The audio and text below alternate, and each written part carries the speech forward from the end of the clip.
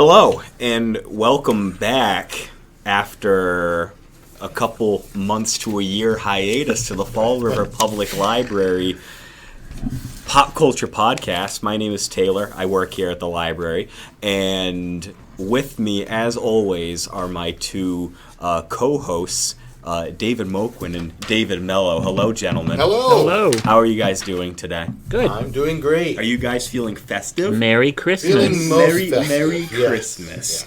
That is the theme of today's Pop Culture Podcast.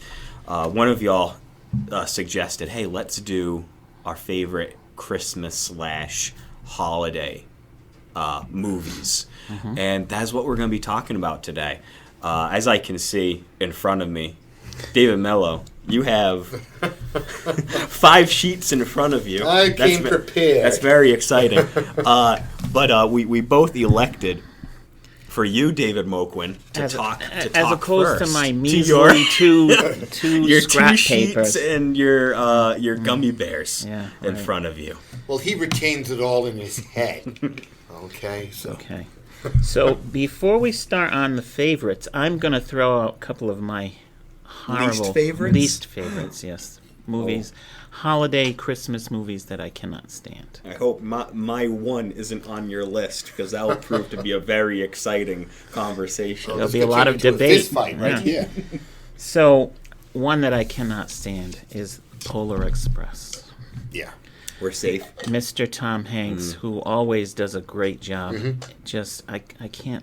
That movie is horrifying. What about it is horrifying? I can get it. I don't like it either. The computer, those are not real. They're not. They don't. Right. They don't jump off like the computer. Movie, the computer-generated movies that they can make that are fantastic. Those characters don't look real. When it first came out, I tried to watch it. I maybe got 5 minutes into it, if that. And I agree with you. For whatever reason, that animation just doesn't work. All I saw before me in those children were black-eyed children. These little black-eyed zombies that were totally devoid of any feeling or emotion. Right. And that just kind of stuck with me. And finally, I couldn't watch it. And even Tom Hanks, who can save just about anything, he just it was pathetic. Well, he did all of the. If I remember correctly, I'm probably wrong.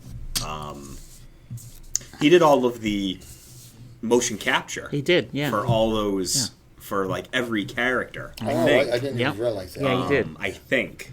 No, you're right. Yeah. Who directed that? Robert Zemeckis. This is Zemeckis. Okay. And then in the same vein, the Christmas Carol with Jim Carrey, which was an animated. Yeah, same. That was same the thing. same thing. It was the same. Yeah, same vein. And it was sad. Just sad. And while we're out there, you mentioned Jim Carrey. Another one that I do not like, and I forgot about it until you mentioned Jim Carrey, is The Grinch. The Grinch. I just can't. I have the same major problem with The Grinch as I do with the Polar Express. Can't make a movie out of it. You can't. There's not enough. If you want to stay to the storyline, there's not enough. Not enough substance there to work with. You're taking a wonderful book that works brilliantly, and the 10 minutes it takes to read it or to tell the story, and then you're trying to flush it out for a 90-minute movie. It loses the entire essence of what the author had in mind, and that is my biggest. I can forgive him for that. I didn't hate that See, movie, and the music.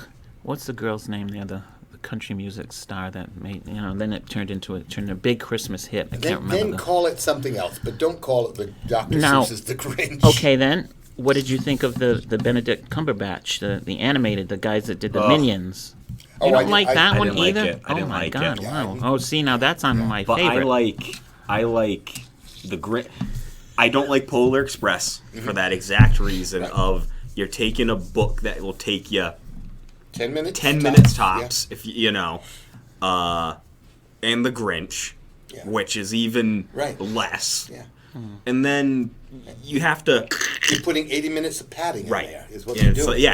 It's like, all right, we all know. Yeah. We all know what the stories are. Right. And then you got to pad it for, like you said, you pad it for 80 minutes, and then what you have isn't... Like, it's something else. Like yes, it's something else entirely, not what you're billing it to If be. someone was like, oh, hey, it's what I tell people all the time, and I tell myself, it's this new shiny version of, like you said, The Grinch with Benedict Cumberbatch. Yeah. I didn't like it. I don't mind the Jim Carrey Grinch because do you like Jim Carrey as the Grinch?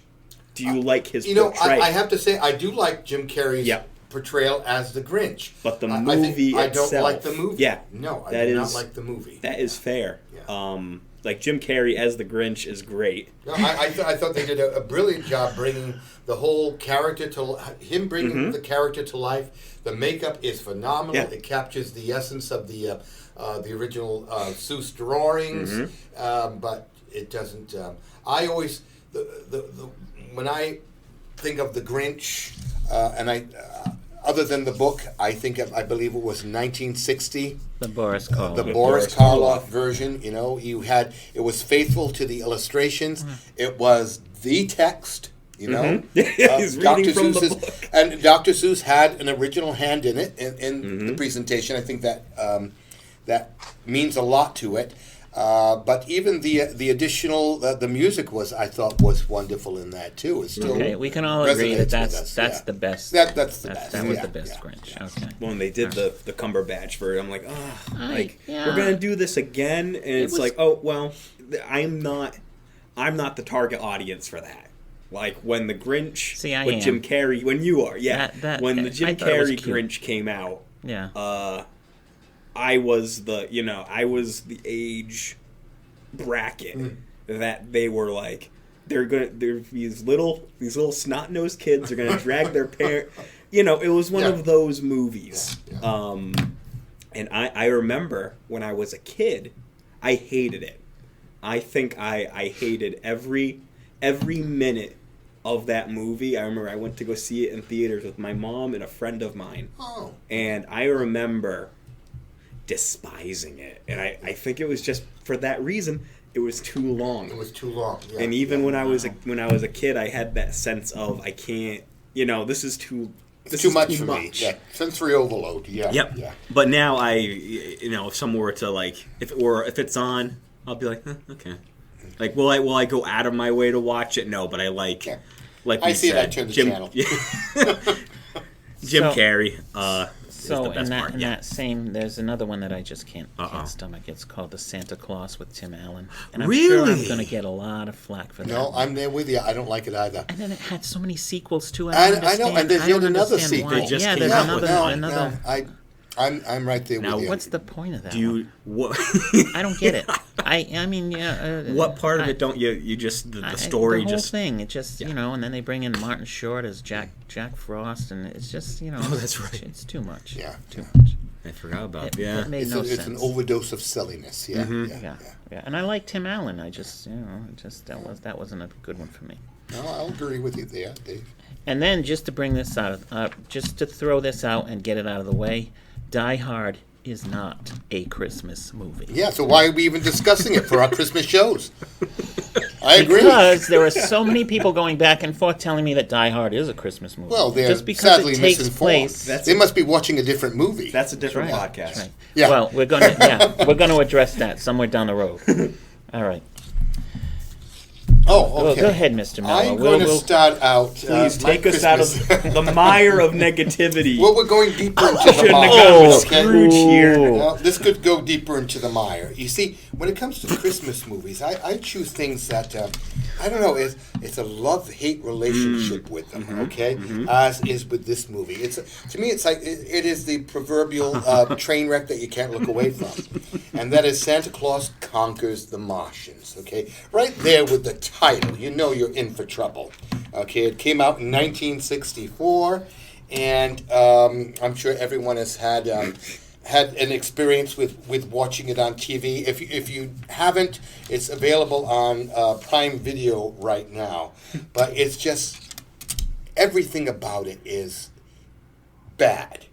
Bad acting to bad sets to bad costumes. But again, it's just you're sitting there watching it and you're telling yourself, this can't be happening.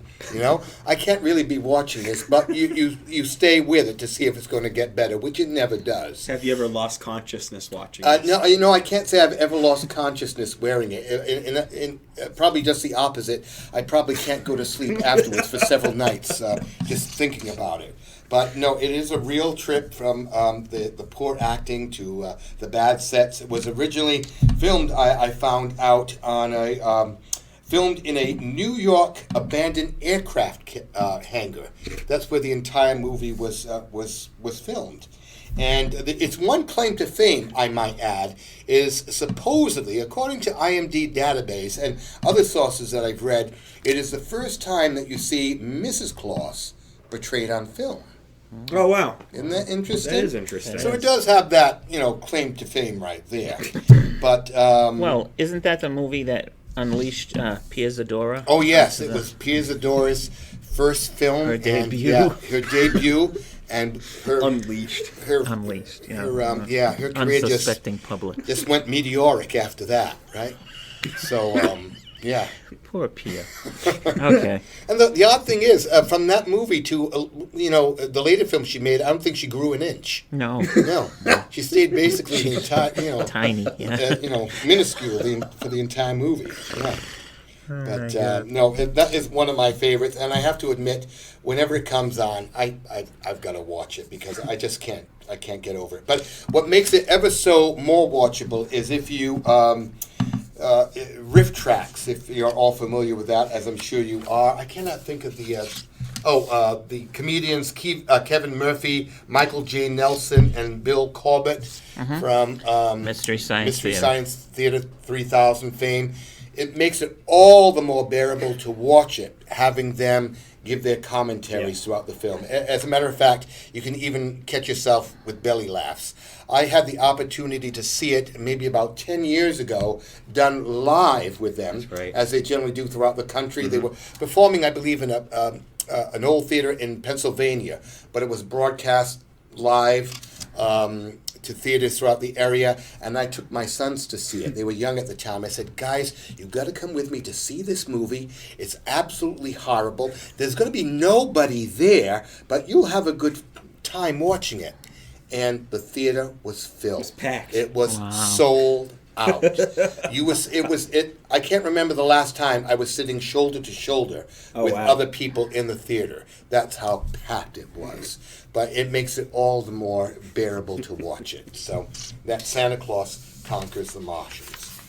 And another one that I just recently became aware of, my sons were actually aware of it, is this is nightmarish. It's a movie called Fun in Balloon Land. Fun in Balloon Land. Fun in Balloon Land. And I have a problem with it. You're in for trouble right away when you have fun and balloons in the same sentence in the title, But it was filmed in 1965. It was produced by Giant Balloons Incorporated. Okay, and apparently they're the people you went to when you needed a giant balloon for whatever reason, for a parade or. Was that the only movie they ever produced? To my knowledge, it was the only movie they ever produced. It was directed. The producer and director was the founder of the company, Joseph Sonneborn. And the company had been around since the 1930s. But I guess it was done as a promotional for the company and to create what they thought was a fun, entertaining Christmas film for the whole family. The giant balloon industry and was boy, were they wrong, yes. But the balloons are horrifying, first of all. They're the type of things that you would see in your worst nightmares. They bring out familiar characters like from Humpty Dumpty to teddy bears and toy soldiers, but all of them are absolutely horrifying. I don't see how a child would. How is that fun then? Yeah, that's the thing. You watched it? I watched it, all 52 minutes of it, and my jaw by the end of of watching it was probably in my lap. And but what I should say is, 40 minutes of the 52-minute film is of. 40 minutes of the 52-minute film is of a of a parade in Pennsylvania that featured the balloons produced by this company. The rest of the time, the other 12 minutes, was actually the film that they produced. Which was a little boy waking up, falling to sleep in his mother's lap while listening to these nursery rhymes. And when he awakens, he's in balloon land, and he's immediately confronted by these 30-foot monstrosities that he interacts with, and it is just unbelievable. And the majority of the film is of this stock footage of a parade, like you're watching Macy's parade. Yeah. And just these balloons coming around the corner, and this... They are pretty horrific. Brain damaged commenting on each of the balloons. And she's trying to make rhymes, I guess, on the spot to make it fun for the audience, but it's just virtually unwatchable. If it weren't for the riff tracks, the crew, I can't see anybody just sitting down. Oh, you did that one with riff tracks. It was with riff tracks, yeah. Oh. Otherwise, it would be completely creepy. You couldn't sit through it. Yeah. Yeah, and Taylor's showing I'm pulling up pictures, and they're horrifying. Yeah, they're horrifying. They're not only wrong, but they're horrifying. I like the turtle. Yeah, well, that's probably... The turtle that's belly is up. Yeah. See? Right, yeah, it's on its back. Yeah. But they had these this horrifying pig that had a ring in its nose, and they were horrifying, the balloons. Yeah. As I said, I don't the like stuff that. of nightmares. Yeah. That's not great. It's not a holiday Not film. an I want to ideal. see. And it's for It's a Christmas, like a holiday movie. Oh yeah, it's a holiday film. Yeah. God. They bill it as a holiday film. Yes, yeah. But if you're looking for something that's quite out of the norm, and if you think you can sit through it, grab a bottle of Jack Daniels and turn it on and see if you can make it through. But on the opposite side here, I will share with you a bottle of Jack Daniels. I will. Our children's library. Well, not for the kids. No, I know. Kids, no, you don't want to. You don't want to share hot chocolate and cookies. But one of the films that I really like, I've already seen it twice this year, and it was a made-for-TV version of A Christmas Carol done in 1984 with George C. Scott. And there are countless versions of it out there, many of them good, and this one just it captures the way I see Charles Dickens as envisioning his character, Ebenezer Scrooge. I think George C. Scott does a brilliant job bringing out both the miserly aspects and then the more sympathetic, the pathos of the character, and the production values are just top notch throughout it. And for my money, it is the closest version of Charles Dickens' Christmas Carol. And there we go. What year? Which one was that? That's 1984. 84. And it still holds up very, very well. And it's got an impressive cast, too. It has David Warner as Bob Cratchit, Angela Plaisance, Donald Plaisance's daughter as the Ghost of Christmas Past. Frank Finley does a brilliant job as Jacob Marley. He kind of steals that whole scene. Susanna York's in it. Nigel Davenport. A lot of big names, and all very good performances. Yeah. Very good. What about you? And an interesting fact, if I could throw in this, Absolutely. It was filmed in England, and if you go to it was at the end graveyard scene. Yep.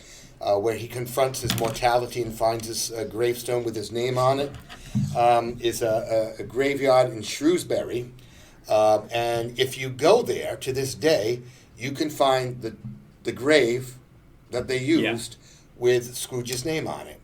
And really? they got special permission from the graveyard at the time that slab was unmarked. They got permission to write Scrooge's name in it, and it just stayed there. So you can go there and visit Scrooge's grave. That is really cool. Isn't that cool? That's awesome. Interesting. Huh. What about you, Mr. So Moquin? I'm gonna throw throw back to the same movie but done a little differently, Which was Bill Murray's Scrooged. Oh, Scrooged, yeah. Which Scrooged is really good. That is one of my favorites. And I got to admit, it's one of mine too. And I held off for many years before seeing it because I couldn't deal with anyone tampering with Dickens' classic. I couldn't deal with it.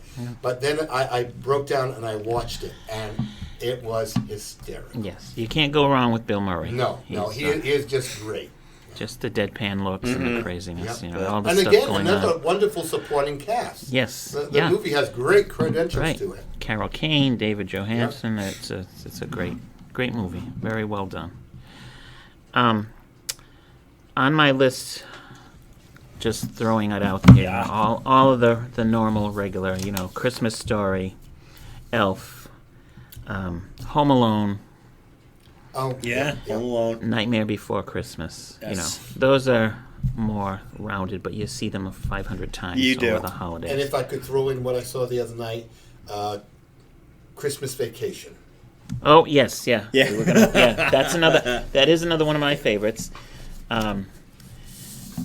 All of those vacation movies were fantastic. They were all, I agree with you completely. And the Christmas one was that the fourth or the fifth one? Because then they did the first one, European Vacation, Vegas Vacation.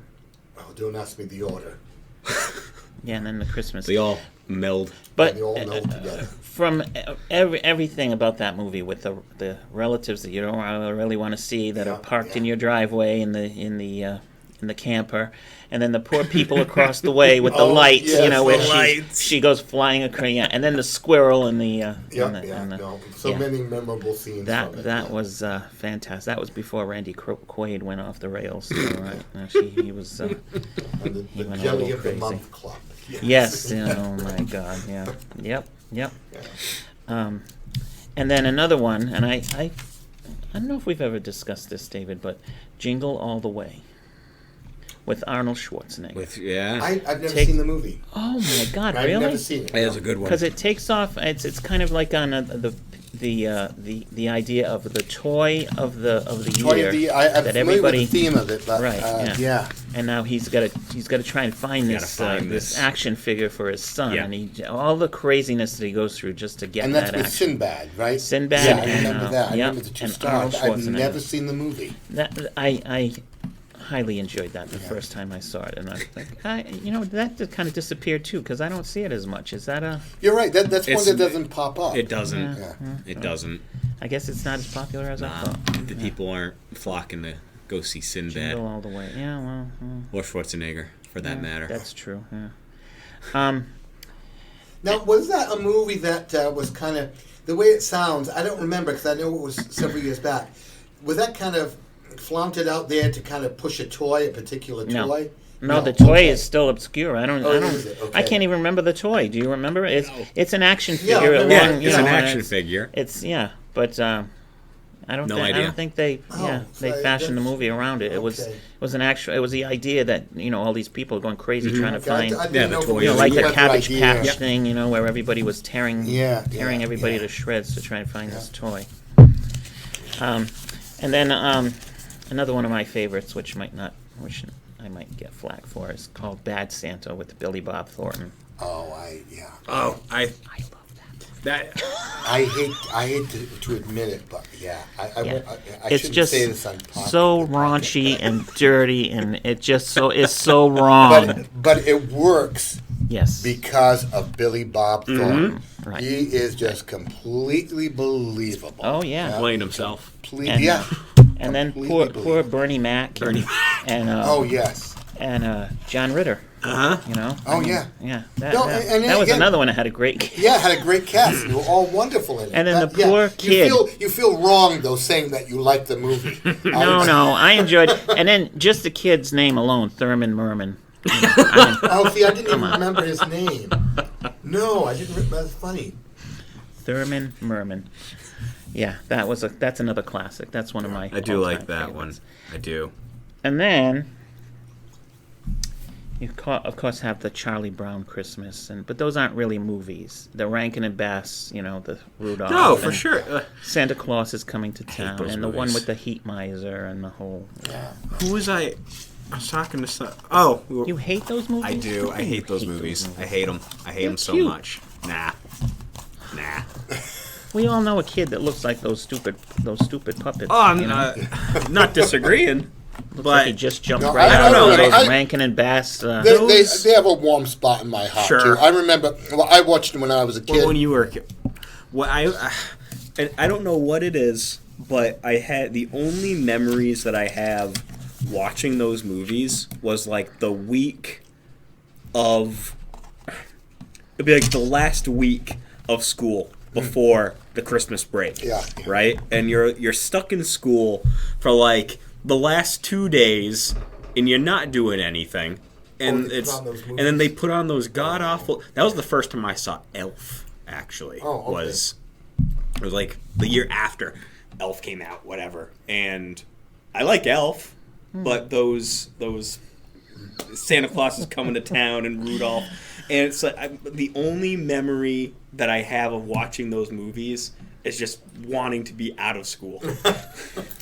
And You watched them under the wrong conditions. I know, yeah. But you're not as old as me, Dave. But of a certain age, though, you waited for those movies to come on every year. You got the TV guide. You'd see the advertisements for them. You would count down the days and the time till they appeared on TV, because it's not like today when you can watch anything at all at any time. Right. You waited an entire year to see these programs, and so they had a special place, Right. Well, and that's what a lot of the movies, when there's a holiday, Easter. That was Wizard of Oz. Yes, the Wizard of Oz. And that was Wizard the of Oz one every time Easter. you got to see the Wizard of Oz. Yeah. Chitty Chitty Bang Bang was Thanksgiving. Exactly. Yeah. Do you remember that, Yeah, Thanksgiving? Yeah, I do. And Willy Wonka. These movies were just held back. Oh, when And was I Willy remember Wonka? it was, I remember Willy Wonka. Willy Wonka. Well, it would have been perfect for Valentine's Day, but I don't remember what holiday that one was. I remember. But I remember that you could only see it once a year, and they showed it, and then now that was they it. do. If you missed it, you were were done for. Like the Twilight you Zone. couldn't go down to the video. marathon. You couldn't even go down to the video store and rent it. Right? Because there were no video stores. Yep.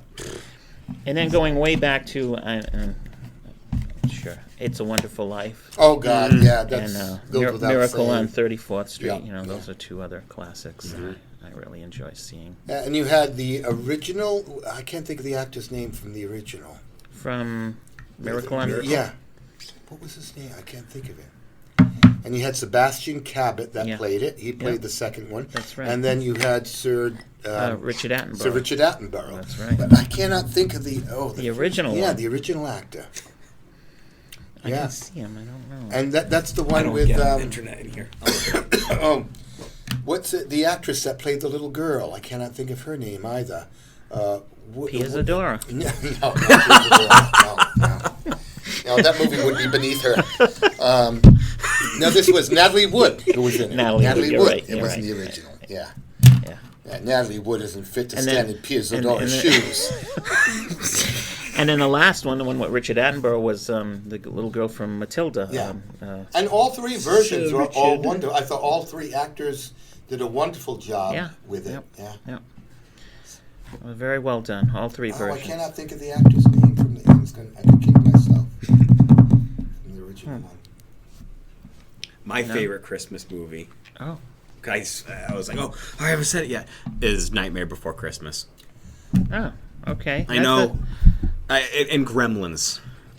See, is that a Christmas movie? It takes place during. Because I saw that on a list of 100 favorite Christmas movies. No, it's not a Christmas movie. But I will always say that if there's a time, you should always watch Gremlins. Period. It's such a good movie. Bright lights, bright lights. Who? Howie Mandel. Howie Mandel. He did the voice of he was Gizmo. Gizmo. I didn't know that. Bobby's World. Yeah. Wow. Yeah, good old Mr. What is it? What's he on now? America's Got Talent. Yeah. The only original standing, I think, on that show. Right. That was a little violent. Too, very violent. For Chris, yeah. Didn't someone get... am I wrong, or did someone get thrown into a wood chipper? Or did a... No. The lady had a seat that went up the staircase, brought you to the second floor. And that was the woman that played Flo on Alice. Polly Holiday. I know that. Yeah. Okay. And they turned it up so that it would go flying. Yeah, she and went I laughed flying out. hysterically. I remember that scene. And I think, wasn't a gremlin got stuck in a microwave? Right in the holiday spirit. The mom throws the gremlin into the microwave, and she beep, and then it. That's right. And he explodes. Yeah. The way they did that scene, I went down the Gremlins rabbit hole the other day. And there's a few things I was like, this movie, the production behind this movie is crazy. Oh, I'm sure. They originally, supposedly. So the thing with what I was going to say with the balloon, so they put a balloon in the microwave and they filled it with gunk. And that's what pops. Oh, okay. And that's when it splatters all over the place and it's awesome. Yeah. But what they were originally going to do, instead of puppets, for the Gremlins, they were going to dress up monkeys. Oh no. Supposedly. And when they were going to put the mask on a monkey, it freaked out. Oh, yeah, I could see all the stage crew that would have been killed during that production had they gone that route. And I'm like, that's amazing. Wow. What a... But for the day, I remember it was very impressive. I remember the bar scene, with all the crazy gremlins everywhere. It was a fun movie to watch. And one thing that stands out that I loved about the movie was that I loved the soundtrack for it. It's a good soundtrack. It just stayed in your head throughout the Yep. And that was the run when Spielberg was producing all, Back to the Future, Right. Now, Gremlins, was it Joe Dante that directed Joe Dante, it? yeah. Okay. And Chris Columbus was the screenwriter. Yeah. There's I knew he was involved. He was a screenwriter. Before he became Go on the to big director. The Harry Potter. Yeah. Many, many moons before. But I love that movie, and I love...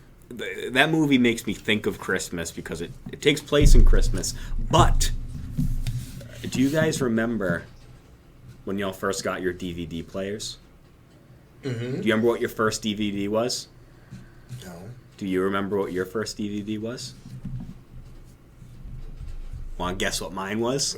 Gremlins. Okay. It was a Christmas gift.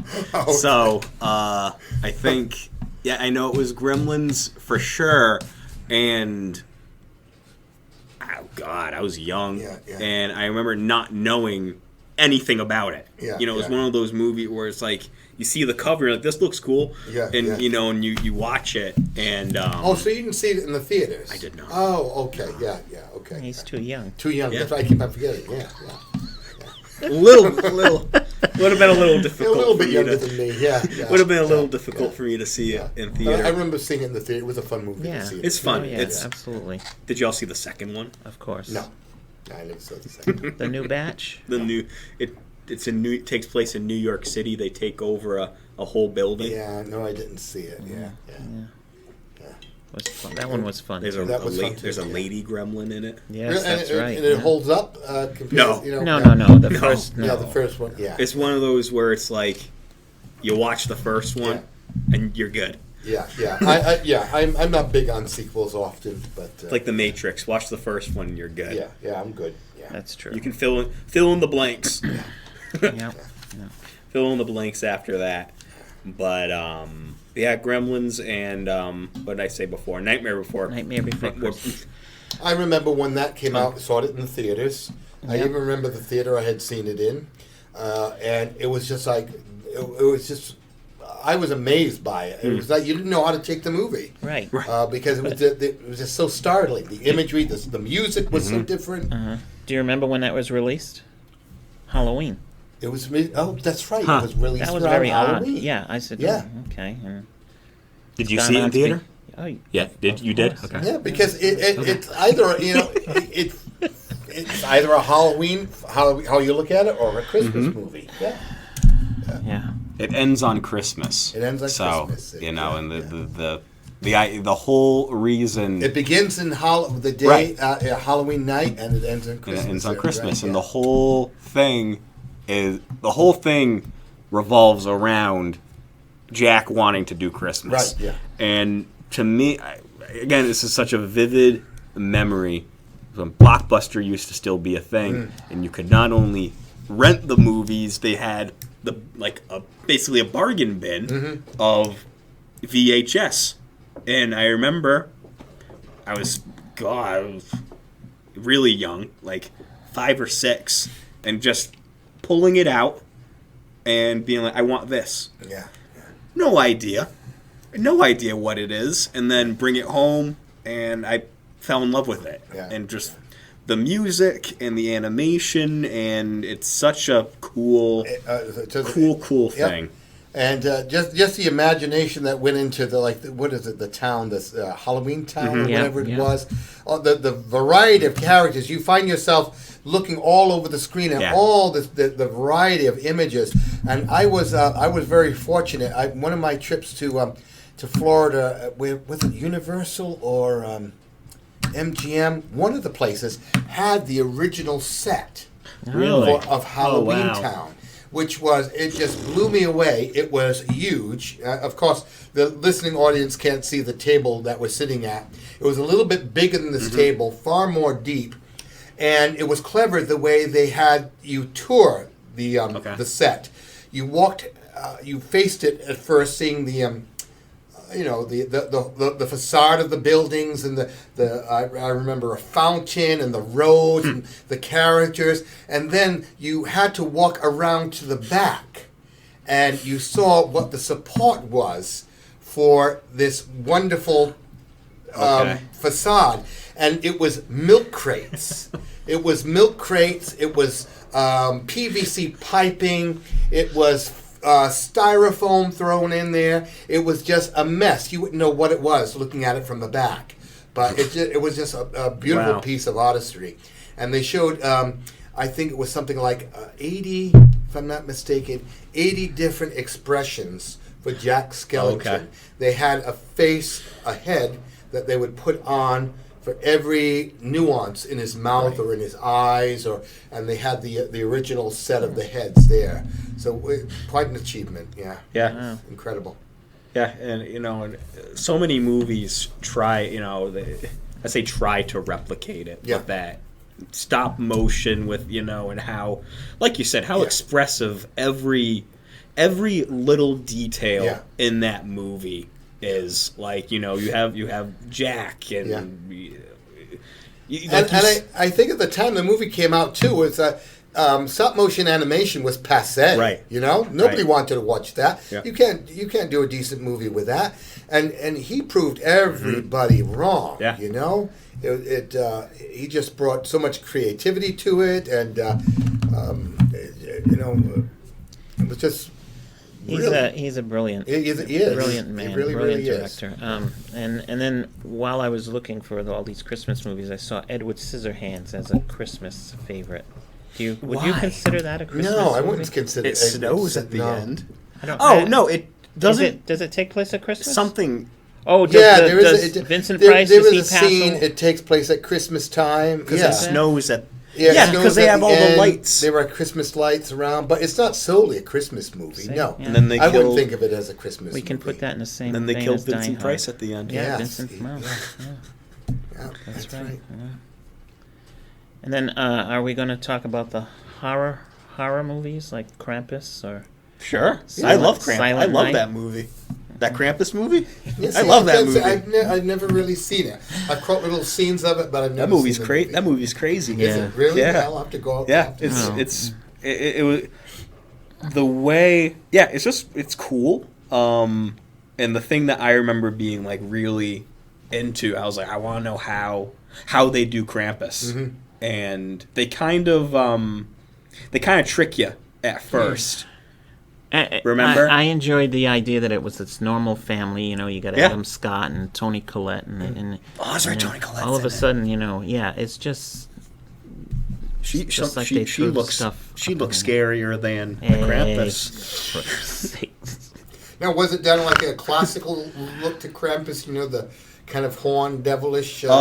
You see him. Yeah, you see him at the end when he first shows up, and something I really liked. I think it's when he first shows up. He's wearing like a wooden Santa mask, and you can see that it was literally like carved like out of wood and painted, and you kind of see you get these like little kind of like they kind of go like this Jaws type of thing where they show you the different parts of Krampus before, when he first shows up, they show like a hoof, and then they'll show him from the back, and you don't really, and then a good glimpse of him. They show like him, if I'm remembering correctly, as this like fur hood over at first, and he has this like Santa mask, and you kind of get like a glimpse of like this like forked tongue or like these fangs behind. The mask. It was just the way they kind of presented it. Yeah.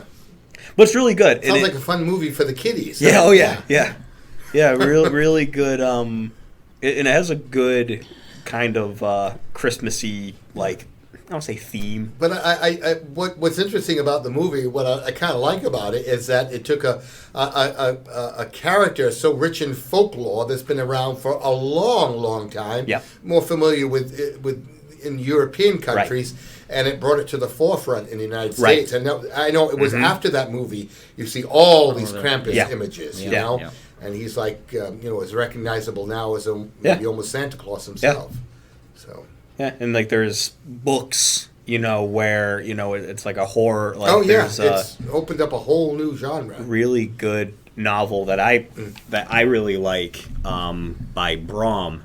Brom, and it's called Krampus the Yule Lord, and it's a really good story. It's a graphic novel. You said? It's a book. Yeah. But Brom got his start as a character, like as a concept artist, where he drew he draws all these fantasy monsters and things like that, and his art is tremendous. Wow. And in each book that he writes, he has his like concept art, it's beautiful paintings. Wow. He's so good. You have to show me. I'm curious. Now. I would like to see it. He wrote another book. Total tangent. He wrote another book where it's basically like a dark modern retelling of Peter Pan. Called The Child Thief, and it's so good. Yeah. It's so good. And again, same kind of concept where the art is kind of interspersed in the book. Yeah. Okay, I just introduced Peter. Here's the picture of Peter, like stuff like that, and it's so good.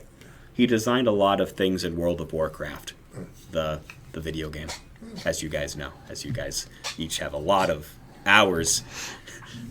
Dedicated to logged into the video game. I was going to say I'm kind of surprised that you actually reading an actual book. A book?